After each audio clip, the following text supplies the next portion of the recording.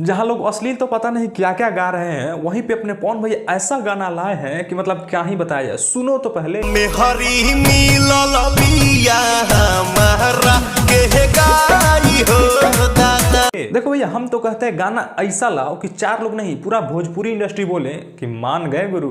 वही काम किया है अपने पवन भैया, झमकौला से हुई। तो पवन सिंह का एक गाना आया है जिसका नाम है मेहरारू मिलल गाय। उस गाय के आते ही उस गाना के आते ही गाना सीधे 1 नंबर ट्रेंडिंग पे चला जाता है।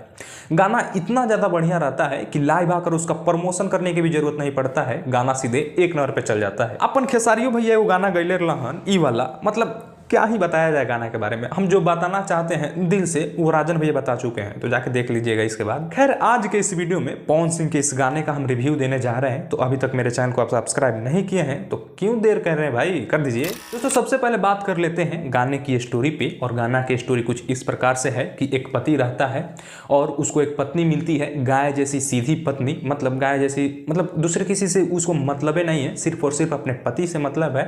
और वो अपने पति का इतना ज़्यादा केयर करती है, मतलब पवन सिंह का कि क्या ही बताया जाए। बहुत ज़्यादा मानती है, मतलब दिन रात अपने पति के बारे में ही सोचती है। अगर पवन सिंह की बात करें तो ये बस गाने में और फिल्म में ही अच्छे लगता है, क्योंकि रियल लाइफ में तो खेसारी भैया एंजॉय करते हैं। भाई लोग मजाक है, सीरियसली मत लेना भाई, हम मजा ले रहे हैं तो प्लीज इसको कंट्रोवर्सी ना करें। हाँ, तो भैया इस गाने का स्टोरी इतना ज़्यादा प्यारा है कि बहुत ही जल्दी समझ में आ जाता है। और स्टोरी जल्दी समझ में आने का कारण ये है कि इसमें बेहतरीन शानदार लिरिक्स का प्रयोग किया गया है।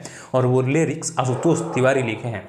आशुतोष तिवारी के इस लिरिक्स ने इस गाने में 4 चांद लगा दिया है, ये कहीं से गलत नहीं हो सकता। मतलब अगर हम ये कहें कि ये गाना अपने शानदार लिरिक्स की वजह से सुपर डुपर हिट होगा तो ये कहीं से गलत नहीं होगा भाई। और क्या चाहिए भाई, मतलब क्या नहीं है इस गाने में। वीडियो क्वालिटी देखिए, पवन सिंह का ये लुक देखिए, बेहतरीन शानदार लिरिक्स। और सबसे बढ़िया चीज जो है इस गाने में वो है म्यूजिक। इस गाने की म्यूजिक सुनने के बाद ट्रेडिशनल वाला फील आता है। मतलब जो पारंपरिक धुन होते थे पहले, जो पहले भोजपुरी अंदाज में जो गाया जाता था गाना, जो पहले भोजपुरी अंदाज में पूरे रोंगटे खड़े हो जाते थे गाना सुनने के बाद, वो वाला फील आ रहा है इस गाना सुनने के बाद। तो ओवरऑल ये गाना बहुत ही बढ़िया गाया गया है, सुनने के बाद दिल गार्डन गार्डन सा हो जा रहा है। तो इसी बात पे चैनल को सब्सक्राइब तो कर दीजिए। मिलते हैं अगले वीडियो में, तब तक के लिए जय हिंद, जय भारत।